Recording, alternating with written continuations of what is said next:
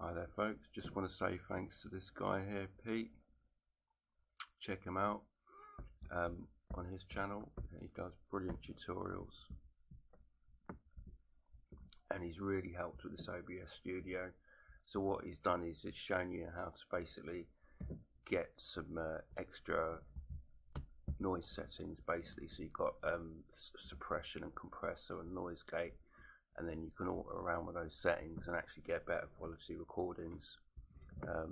So yeah, I'd advise looking at this channel, which is Gaming Careers. So yeah, hopefully this is something, if you do make videos yourself or you're thinking of making videos, then yeah, I would definitely consider downloading the OBS Open Broadcast Studio and going to channels like this and going through the tutorials and actually sitting down and learning about it. Because yeah, like he said in this video, a lot of people concentrate on the visual side rather than the actual sound and the quality of it.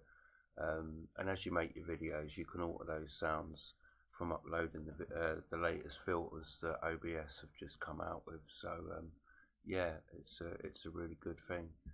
So anyway, please like and subscribe, and I look forward to doing my next video. So thanks very much for your time. Cheers, bye.